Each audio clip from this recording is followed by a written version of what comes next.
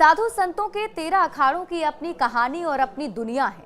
इनमें से एक श्री पंचायती महानिर्वाणी अखाड़ा शाही स्नान और पेशवाई जैसे सालों पुराने नाम बदलने के फैसले से ये अखाड़ा सुर्खियों में आया था।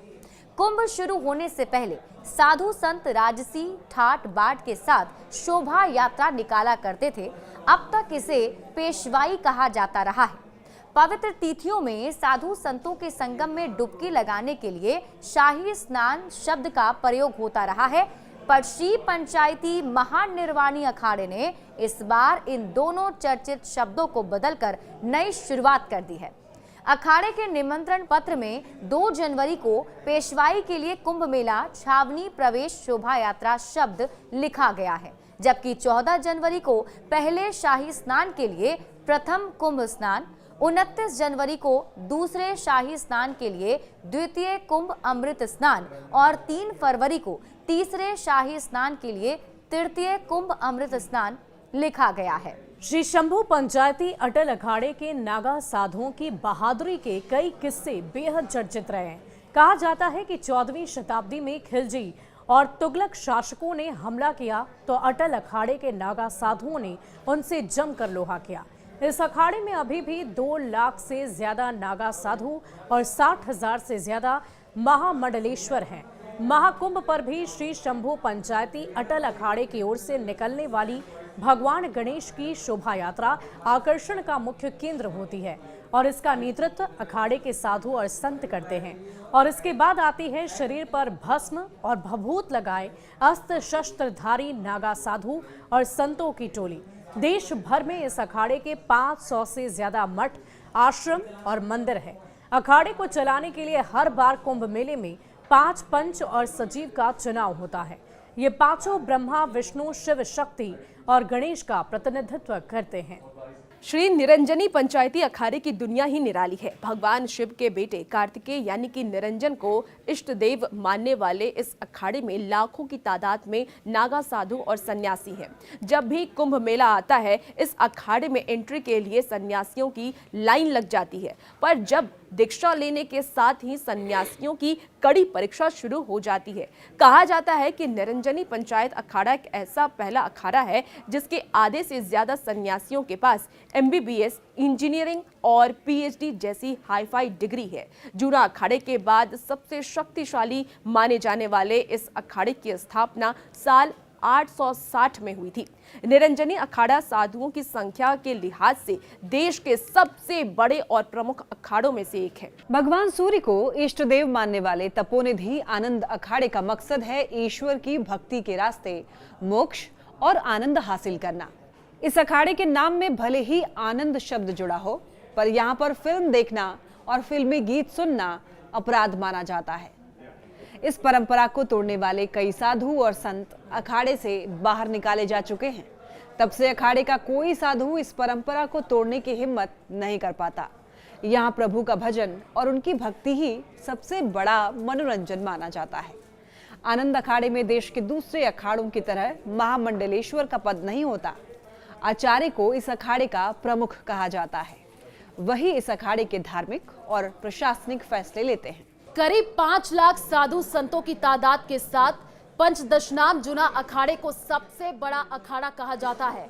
दुनिया भर में सनातन धर्म की अलख जगाने के संकल्प के साथ स्थापित इस अखाड़े के बहादुर साधु और संतों ने कभी मुगलों तो कभी अंग्रेजों से टक्कर ली थी और अब इस अखाड़े में देशी के साथ विदेशी शिष्यों को भी एंट्री मिलती है।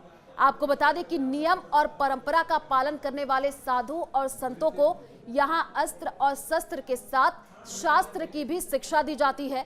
दूसरे अखाड़ों की तरह इस अखाड़े का भी अपना अलग नियम और कानून है।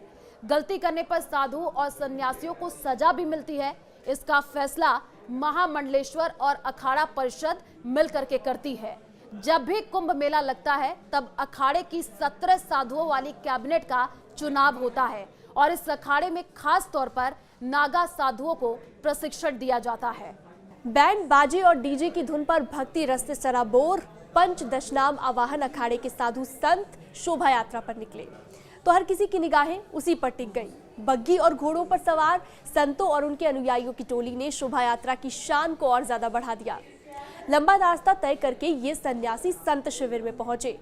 रास्ते भर प्रयागराज के निवासियों ने संतों का स्वागत फूल मालाओं और पुष्प वर्षा के साथ किया। शोभा यात्रा में नागा साधु भी झूमते हुए दिखाई दिए। पंचदशनाम आवाहन अखाड़े में शामिल होने के लिए शुद्ध मन से गुरु की सेवा सबसे जरूरी है। सामाजिक बुराई को छोड़कर ईश्वर की भक्ति में डूबना पड़ता है और तभी उनके लिए अखाड़े के दरवाजे खुलते हैं। पंचदशनाम पंचाग्नि अखाड़े की इष्ट देवी गायत्री और मुख्यालय काशी में है। 28 श्री महंत और 16 सदस्यों की टोली इस अखाड़े को चलाती आई है। जन जन में शिक्षा के लिए, प्रचार प्रसार के लिए यह अखाड़ा कई स्कूल और कॉलेज चलाता है और इस अखाड़े में सिर्फ और सिर्फ ब्राह्मणों को ही सन्यास की दीक्षा मिलती है। इसलिए ब्राह्मण सन्यासियों को यह ब्रह्मचारी कहकर पुकारा जाता है। ये मांस और शराब से बिल्कुल कोसों दूर रहते हैं और इसका उल्लंघन करने पर उन्हें अखाड़े से निकाल दिया जाता है, हमेशा के लिए निष्कासित कर दिया जाता है। जप, तप और धर्म सेवा में डूबे इस अखाड़े के ब्रह्मचारी आज भी सदियों पुरानी परंपरा का पूरी जिम्मेदारी और ईमानदारी से पालन कर रहे हैं। अग्नि अखाड़े से दीक्षित ब्रह्मचारी ही आचार्य और शंकाचार्य की पदवी के योग्य माने जाते हैं। इस अखाड़े में 60 महंत और 4 सचिव हैं। सनातन धर्म की रक्षा के लिए दिगंबर यानी अखाड़े के साधु संत और महात्मा एक हाथ में माला और दूसरे हाथ में भाला लेकर कई युद्ध तक लड़ चुके हैं। कहा जाता है कि दिगंबर अखाड़े के साधु और संत मुगलों से लेकर अंग्रेजों तक से मुकाबला कर चुके हैं। इस युद्ध में हजारों साधुओं ने अपनी जान दे दी। हनुमान को इष्ट देव मानने वाले इस अखाड़े के महात्मा भगवान राम और कृष्ण की पूजा करते हैं। एक दूसरे का अभिवादन करने के लिए इस अखाड़े के साधु भगवान विष्णु के अवतारों के नाम लेते हैं। कहा जाता है कि दिगंबर यानी अखाड़े में पंचायती व्यवस्था चलती है। इसमें जगत गुरु के अलावा 2 महंत और 2 मंत्री होते हैं। निर्वाणी यानी अखाड़े के साधु और संत भारतीय संस्कृति की पताका पूरे देश और दुनिया में फैला रहे हैं। अयोध्या के राम मंदिर आंदोलन में इस अखाड़े ने बड़ी भूमिका निभाई। कहा जाता है कि सालों पहले संस्कृत भाषा में इस अखाड़े का इतिहास लिखा गया, पर आजादी के बाद संस्कृत में लिखे गए संविधान का हिंदी में अनुवाद किया गया। इस अखाड़े का सन्यासी बनने के लिए सबसे पहले अयोध्या के हनुमानगढ़ी में सेवा करनी होती है। आचार, विचार और व्यवहार अखाड़े की मर्यादा के अनुरूप होता है, तभी उनके लिए अखाड़े के दरवाजे खुलते हैं। संतों के बीच कोई विवाद होता है तो उसका निपटारा हनुमानगढ़ी में लोकतांत्रिक परंपरा के तहत ही होता है। श्री पंच निर्मोही यानी अखाड़े के साधुओं ने सनातन धर्म की रक्षा के लिए जान की बाजी लगा दी थी। कहा जाता है कि जब अंग्रेजों ने झांसी की रानी लक्ष्मीबाई पर हमला किया था तो पंच निर्मोही यानी अखाड़े ने ही उन्हें शरण दी थी। मोहम्मद गौरी जैसे मुस्लिम आक्रांताओं से भी इस अखाड़े के साधुओं ने लड़ाई लड़ी। प्राचीन काल में यह अखाड़ा बना था तो साधुओं ने गुरु के सानिध्य में शस्त्र के साथ अस्त्र और शस्त्र चलाने की शिक्षा ली। तब से यह अखाड़ा देश भर में फैली अपनी शाखाओं के जरिए सनातन धर्म का प्रचार और प्रसार करता आ रहा है। सूर्योदय से पहले ही निर्मोही यानी अखाड़े के संतों की दिनचर्या शुरू होती है। पूजा और आरती के बाद पंगत सजती है। इसमें सभी साधु और संत एक साथ भोजन करते हैं। इसके बाद उन्हें महाराज के प्रवचन सुनाए जाते हैं। तो श्री पंचायती बड़ा उदासीन अखाड़े में उदासीन का अर्थ है ब्रह्मा में आसीन यानी कि समाधिस्थ होना। इस अखाड़े के पथ प्रदर्शक थे आचार्य गुरु नानक देव के बेटे चंद्रदेव। यही वजह है कि यह अखाड़ा चंद्रदेव जी और ब्रह्मा जी के 4 बेटों को अपना इष्ट देव मानता है। सबसे बड़ी बात यह कि यह अखाड़ा सनातन धर्म के साथ साथ सिख पंथ की परंपराओं का भी पालन करता है।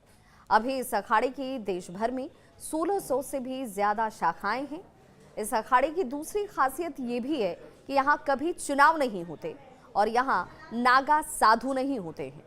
महाकुंभ में पंचायती बड़ा उदासीन अखाड़े के साधु संत दिन में 3 बार गंगा स्नान करते हैं, घास फूस पर सोते हैं और दिन में बस 1 बार ही भोजन करते हैं। श्री पंचायती नया उदासीन अखाड़े के साधु भगवान शिव की पूजा के साथ गुरबाणी के पाठ में रमे रहते हैं। इस अखाड़े में सिर्फ उन्हीं साधुओं को एंट्री मिलती है जो छठी बख्शीश के श्री शंकर देव जी की परंपरा का पालन करते हैं। इस अखाड़े के देश भर में 700 से अधिक डेरे हैं। संतों के अनुसार श्री पंचायती नया उदासीन अखाड़े की शुरुआत बड़ा उदासीन अखाड़े में हुई थी। जब बड़ा उदासीन अखाड़े के संतों से वैचारिक मतभेद हुआ तो श्री पंचायती नया उदासीन अखाड़े की स्थापना हुई। साल 1913 में इस अखाड़े का रजिस्ट्रेशन हुआ और इसके साथ ही देश की आज़ादी के आंदोलन में भी इस अखाड़े के साधु और संतों ने बड़ी भूमिका निभाई है।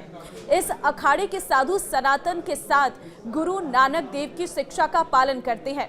यही वजह है कि इस अखाड़े में भगवान शिव की आराधना के साथ गुरबाणी का भी पाठ होता है। श्री निर्मल पंचायती अखाड़ा देश के बड़े अखाड़ों में से एक है। बीजेपी सांसद साक्षी महाराज इसी अखाड़े के साधु हैं। वो इस अखाड़े के पहले महामंडलेश्वर बने और उनका पट्टाभिषेक भी हुआ। श्री निर्मल पंचायती अखाड़े का रिश्ता गुरु नानक देव जी से बताया जाता है। भगवान को एक मानने वाले ये अखाड़ा सालों से अपने सिद्धांतों पर चलता आया है। साल 1564 में इस अखाड़े की स्थापना हुई। इसके बाद से इस अखाड़े की शाखाएं देश भर में फैलती चली गईं। यह अखाड़ा सेवा भाव, निर्मल आचरण और परोपकार को पहला उपदेश मानता है। इस अखाड़े के संत ब्रह्म मुहूर्त में उठकर भगवान की पूजा के साथ साथ गुरु ग्रंथ साहिब का भी पाठ करते हैं। महाकुंभ में हर अखाड़ों की छावनी प्रवेश होती है, पर श्री निर्मल पंचायती अखाड़े का जब जखीरा आता है तो इस जखीरे में ट्रैक्टर, ट्रॉली और ट्रक पर सवार साधु और संतों का हाव भाव देखने लायक होता है।